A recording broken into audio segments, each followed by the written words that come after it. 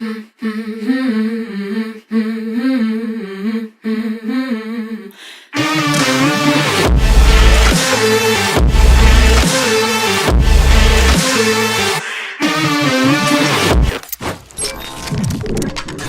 and welcome to Board Game Bonkers. I'm Jay Sears. This is a free-length board game review where we take a look at 3 different board games that may be connected with either the same game designer, or perhaps use the same theme, or use the same game mechanism, or sit into the same category. And today we're going to be taking a look at 3 children's board games, which are Detective Charlie, Deep Sea Adventure, and Ddraftosaures.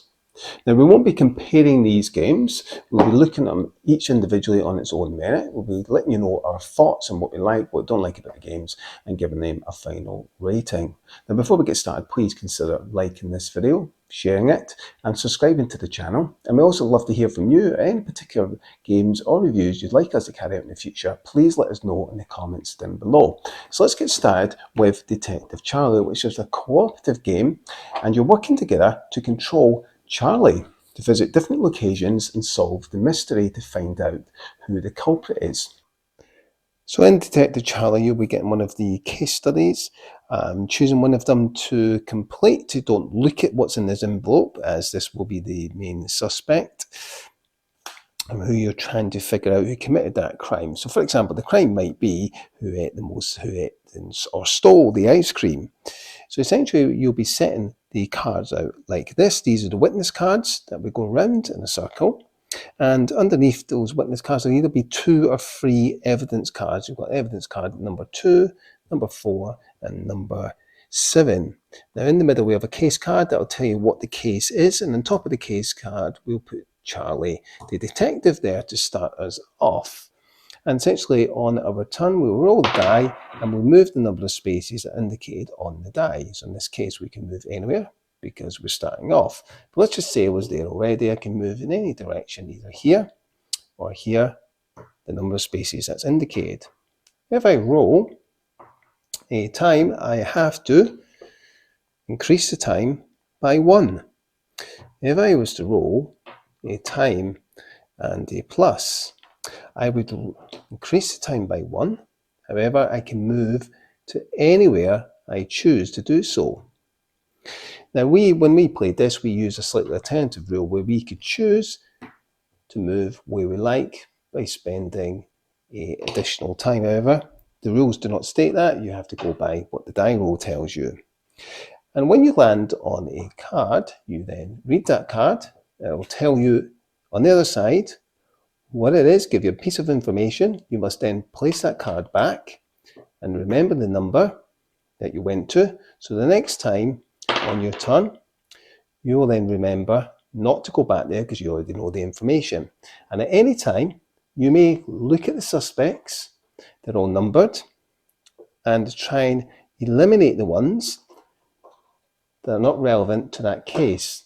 Now, these suspects will be different for each case. I won't show you what they are, but essentially, on the suspects, you'll have the occupation, their size, and I might have something like the last meal that they had, which will help you to try and deduce who that suspect might be. That's essentially how the game plays. Also in the game, you have a Detective Charlie book, who you can note down your cases, your score, and in the rule book, it will tell you at the end your score, how much you get in terms of how much time is used. I really like how everything fits into the box really nicely. As you can see, all the cards for the cases fit in really nice, really compact, really good insert, nicely done. Quality is really good. It's quite thick, not overly thick. Dice quality is really good quality, rolls really nice, and overall the package is great for the price. So what do we like about Detective Charlie? There are a few things I like about Detective Charlie. The first thing is how simple, streamlined the rules are. So essentially you're just rolling the die and moving the number of spaces indicated or increasing the hand on the timer 1 hour. Very simple and straightforward. You're looking at the information that's on the card, depending on the location you go to. What you have to do when you've looked at that location, you have to put the card back face down. So you have to remember what was in that card, where that location was. So you don't want to be wasting time going back to the same location again. The second thing that we enjoy is the art style. It's really fun and engaging and certainly kids friendly. It's animal type of art. Very well done indeed. The cases themselves are quite friendly. So for example, I might say, who stole the ice cream? That's just something I made up. So it's really friendly in terms of aimed towards children. So it doesn't have any gory in it whatsoever. You can tell by the artwork how engaging and friendly that is. Now, what's really cool as well, and actually brilliantly well done, is the use of the insert. Now, it's a great insert where each case slots in to their own department in the insert inside the box. What's also really unique and cool is that you can actually stand the culprits up around the edge of the box. So they've got their own little slots to put into. So that's great because you can just turn and twist the box so that each player can easily see who the culprits are. So that's really great for sharing. And it's also great for visually appealing because it looks like they're in prison. Essentially, when you look at the box, it looks like they're actually sitting in jail waiting to find out whether they'll be freed or not. So if I just take the lid off, and as you can see, it looks like a police station. So that's really cool. And the pieces just nicely slot in so that you can actually see, this is just an example of what it might look like. Now obviously that's just a case card, so that won't actually be a culprit. Don't want to give too much away from what's in this box. But there's a few other things that are really good. The quality of it generally is good. If you look at it, it's actually well done. The timer works really well. It's really tight. It looks fantastic. So the artwork is great in it. Really friendly, certainly aimed towards younger children. Now, with the cases themselves, they do feel a bit samey, so essentially doing the same cases all the time, just different culprits with different types of agendas and what you have to try and solve. Essentially doing the same thing, you're rolling the die and then moving to a location of your choice depending on the die roll outcome. So essentially doing that over and over. Each case feels very similar. So essentially doing the same thing, you're deducing who the culprit might or might not be. There is a bit of remembering because you have to remember what was on those location cards. You can go back there, of course, and look at it again, but there's a bit of memory. And also you have to figure out in terms of who's done it, who hasn't done it, based on the information provided against the information that's on the culprit cards. That's really cool, but it does feel a bit samey, essentially doing the same thing each case to case. There are 6 cases that come in this game. All feel very similar, but do have different culprits, as I've already mentioned, different types of locations, and the information will be slightly different each time. However, it does feel as if there could have been a little bit more added into the game to give some more variety. However, having said that, we played this with Joseph, who is 6, and Chloe, who is 10. Now, Joseph struggled with this game. It was certainly a little bit too advanced in terms of deducing and figuring out who the culprit was. However, Chloe really enjoyed this and managed to figure out most of the cases on her own with no assistance, but they needed a little bit of a hand with a couple of the cases. So that's just give you an idea, but bear in mind that each children is different. So your children might find it much easier or might find it a bit more challenging. It really depends. But overall, this is a really good game. But I do have a couple of issues with it, and that is the randomness of the dice roll. You have no choice in where you move. It would have been better, I feel, if there was a kind of grid system, maybe a 3 by 3. Now, I understand there's only 8 locations, so you need an additional location. I just feel that it would have been better if you had a choice on where you go and then you reduce your time by the amount of spaces you move, for example. I think something like that would have been a better system because that's more of choice and decision you have, whereas with the die roll, you have absolutely no choice whatsoever. And essentially, you're just doing the same thing over and over. So it would have been nice if there's a little bit more variety in the game. However, having said that, I like that they've streamlined this, kept it very simple. It makes sense, the rules are easy to remember, and it works great for younger children.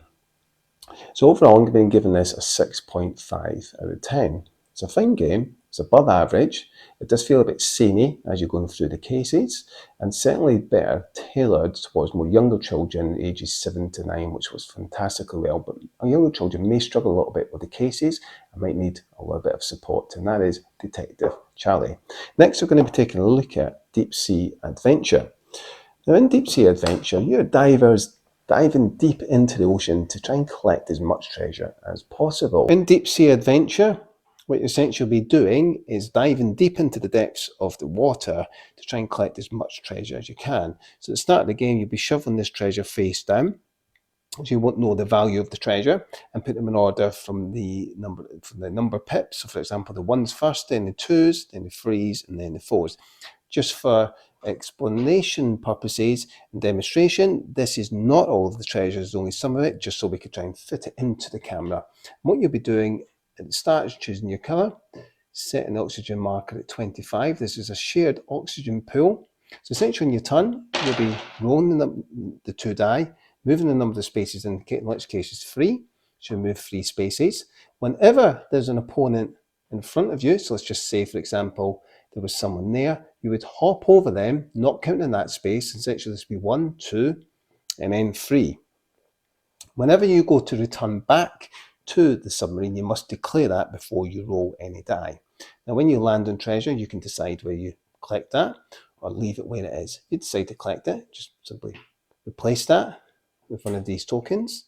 Why that is will become apparent later on. Take the treasure without looking at it and put it into your supply. So let's just say I'm on my way back and want to return to the submarine. If you land on any of these tokens, you can drop treasure. Why you want to do that is because treasure weighs you down and it uses oxygen. So on my turn at the start, if I have any treasure, I must minus the oxygen by the number of treasure I have. In this case, I have 1. So at the start of my turn, I reduce the oxygen by 1. I'll then roll the dice and then move the number of spaces indicated minus the number of treasure I have. In this case, it's 1. So I wouldn't move that 1 space. Instead, moving 4, I would just remove 3 spaces. So in case I'll go 1, 2, 3. I can keep collecting as much treasure as I want, but I have to bear in mind the oxygen level which is shared by all the players. So on the last turn, if I ever get to a point where I run out of oxygen, and it's still my turn, I can go until the end and continue with my turn. Let's just say for example, is it number 1, and I have 1 treasure, it's my turn. I would deplete the oxygen by 1 because I have 1 treasure, and that go to 0, in which case I would still roll the die and move the number of spaces indicated minus the number of treasure I have, in which case is 1. So instead of moving 5, I would only move 4 because the treasure weighs, which is why you're reducing the number of spaces you move. In which case it would be 1, 2, 3, 4. There's a few rules you must bear in mind. One is you must declare you're returning back to the submarine before you roll your die. Every time you collect treasure, you do not deplete the oxygen straight away. That starts on your next turn. So for example, if I collected another treasure, on my next turn, I would deplete the oxygen by 2 because I have 2 treasure. The other rule you have to bear in mind, if you do not get back to the submarine before the oxygen runs out, you drop all your treasure without looking, and it goes into a pile at the bottom. What will then happen, these tokens get removed, and everything slides up for the next round. And turn order begins by the player who was last will go first in the next round. Whoever collects the treasure at the bottom will count as 1 total, not 2, because it's considered one bulk of treasure. So it's quite lucrative to try and get down to the bottom. And there is a push your luck mechanism where you've got to take a risk in terms of how much treasure you use against the number of oxygen your shared pool has and what other players have as well, because you have to take that into account into your decision space. And that's essentially how you play the game. It's played over 3 rounds, and whoever has the most treasure at the end will count out the treasure that they have, and some of them are 0. Whoever has the most treasure will win. So essentially that's how the game plays. It's over 3 rounds, and whoever has the most treasure is the winner. Now you have to try and get back to the submarine before your pool of oxygen runs out. So you have to keep that in mind, and you have to bear in mind how long it will take to get back depending on the die rolls as well. So there's an element of luck there.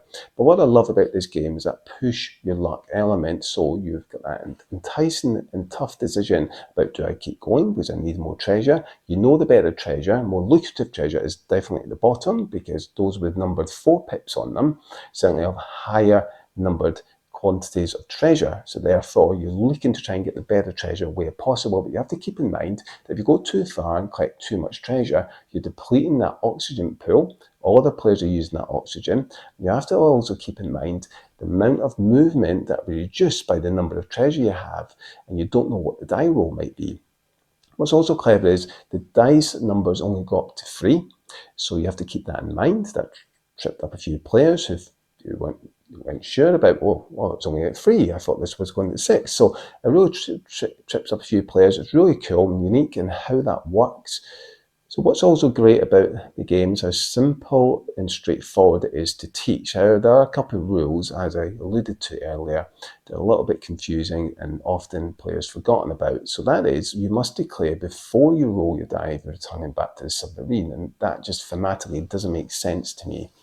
Why do I need to declare that? I should have a choice whether I keep going or going back without having to declare it. So that didn't make sense to me, and often players forgotten about that rule, so we just, ignored it and didn't actually mind if players, didn't declare, did declare. It really makes no difference in the gameplay. It's just a rule that's there. It's a little bit inconvenient. There are a few other things we weren't too keen on. Now, the component quality itself is fine. The divers themselves, they look okay. It is a little bit difficult to see which direction they're pointing in. And that goes with that rule. You must point your dive in the right direction you're going in. But essentially, it's quite difficult far away, especially in low lighting, to determine which way they're facing. Now, the detail's okay on the divers, but it would have been nice if it was screen printed. However, we understand that would obviously increase the price. Now, the big disappointing thing about this game is in terms of the art style, it's very basic and simplistic. And while it's clear and easy for players to grasp, we felt that the treasure could have been actual treasure chests or different types of treasure, just to make it authentically pleasing in terms of the art style and the design of the game. However, overall, the game is fine. It's really compact and light, which we love. The quality of the box is really good. It's thick, it's really strong. The token quality is fine. We just felt that there could have been a little bit of improvements done to the art style and the actual look of the game. The submarine looks fine. It's shaped like a submarine, and track works fine on it, although we sometimes ended up going on the wrong way with the track that just goes in an S shape. So overall, the game is fine. I really love that kind of push your luck in the decisions you have to make, and often, we ended up drowning because we've been a little bit too greedy with the treasure. But that's done. That's all part of the game. And what we also really enjoyed as well, you can kind of be a bit mean to your opponents. You can kind of think about, okay, I know I'm not going to make it back to the submarine in time, and I'm going to lose my treasure. However, I don't want my opponents to get back, so I'm just going to keep taking treasure, because that's going to deplete the oxygen pool. So you can be quite mean with your other players as well, but it's not too meany. And overall, this is quite a fun little game that I would definitely recommend checking out. I'm going to be giving this a 6 out of 10. It's above average. It's a game we play now and again, and on our travels, we'll take it with us. It's small, compact, fits in your pocket. It's really light. You do need a bit of table space, but overall, it's a fine game. Next, we're going to be taking a look at Ddraftosaures. Ddraftosaurs is a drafting game where essentially you'll be drafting 6 dinosaurs every round, and on your turn you'll be placing those dinosaurs in your dinosaur park. The boards are double-sided, so you have a winter side and a summer side. Essentially they are the same type of park. The only difference is that the types of scorings work slightly differently. And I'm not going to go into the scoring during this review. So in Ddraftosaurus, what you'll be doing is drafting dinosaurs from this bag. Depending on player count, you'll be taking some out. So essentially, you'll be drawing 6 dinosaurs each. Each player will be doing that every turn. And the player of the first turn, who's the first player in that round, will roll this die. And that will determine the placement rules. So each die will determine where you can place your dinosaurs, although the player who's rolling this die, and that's the first player of the round, can place their dinosaur without restrictions. However, every other player of the roll disc could only place a dinosaur in mountain areas. So what you'll see on the board, there are 2 sides, so we've got them laid out here, essentially the same, just slightly different ways of scoring. And you have the rocky areas, you have the forest areas, and then you've got the river. You've also got a toilet sign and a cafe sign. That's because the die will determine where you can place a dinosaur in the rock area, forest area, in the cafe side, in the toilet side, or if you have to place it in an empty pen, so there can't be any dinosaurs, for example, in that pen, or where there's not one of these mean red dinosaurs. I'll let you guess what that dinosaur is, the meanest around. So essentially what you'll be doing is taking a draft of 6 dinosaurs, which you have 6 here. So you'll be pulling them from the bag, taking 6 dinosaurs. You'll be having them putting them in your hand. Obviously I've got more than 6. You'll be hiding them from the other players. And on your turn, you'll be secretly picking a dinosaur to place in your dinosaur park. So what does all this mean? So essentially, I won't go through every single one, but you'll see the little numbers here on the orange. They're essentially the points that you can get. So if you've got a dinosaur here on its own, you'll get 7 points, for example. If you've got a pair of the same dinosaurs here, you'll get 5 points.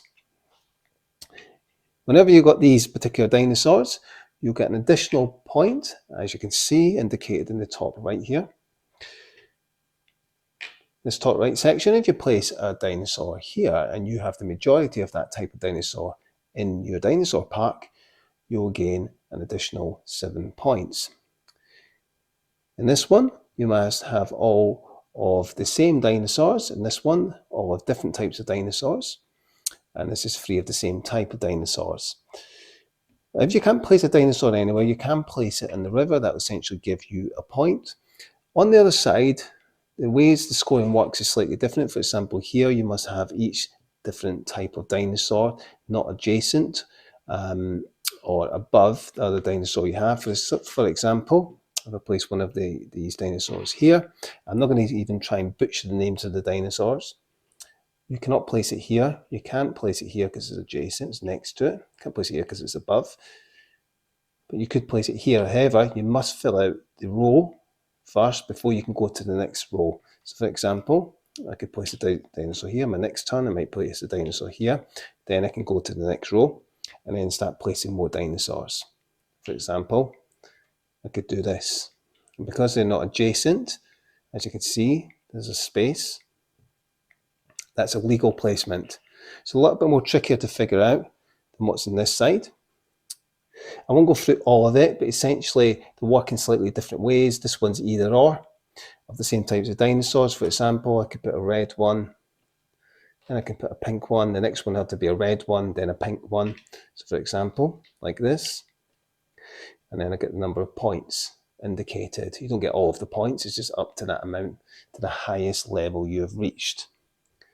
And essentially that's how it works. In this one, you've got one of the same on each side. I haven't got another green one to show you, but let's just say I had 2 pink. That essentially gives me the points indicated. So this is generally how the game functions. So you're figuring out the best way to get the most points, but you are restricted by the die roll outcome.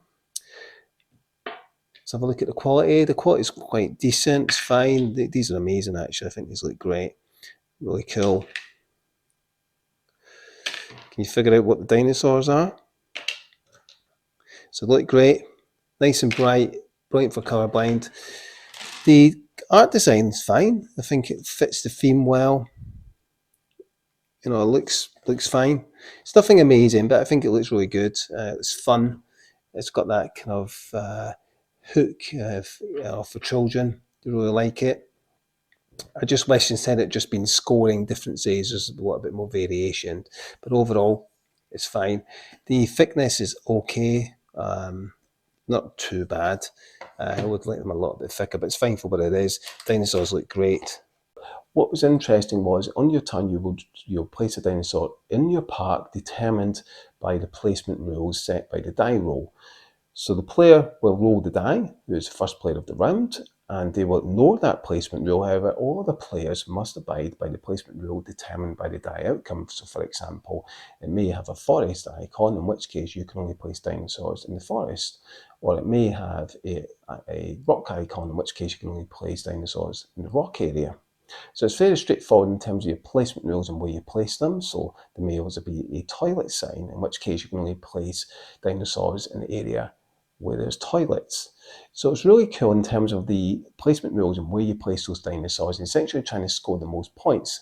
The certain pens, for example, give you points for the most majority of dinosaurs, or the different types of dinosaurs you're either or. Different types of dinosaurs you place, or a pair of the same dinosaurs, or perhaps there's a dinosaur on its own, in which case you'll gain points then. So each pen gives you points in very, very different ways. So I really like that tough decision. Do I want to keep this yellow dinosaur back because I might need to place it in the top right pen, because that's going to give me the majority of points, because if I've got the most of those yellows in my dinosaur park, that will score me an extra 7 points. So you've got these decisions to make, and scoring and how that scoring works and interacts with your board. What we did feel was the boards themselves, in terms of the different sides, gives a bit of variations in point scoring, which is great. And however, it would have been nice to see that those particular boards varied the rules perhaps ever so slightly. The rules are streamlined and simple. It's easy to grasp for young players, and it's a great game for families to get involved in as well. It's a game that some people see as a filler type of game as well. There isn't much player interaction, because essentially you're working on your own dinosaur park, and you can essentially know what the other players are doing. The artwork on the actual boards themselves didn't really match the artwork on the box, and we felt that that could have been a little bit more aligned. For example, you can see how the art looks very kind of almost cartoonish, but very nicely done.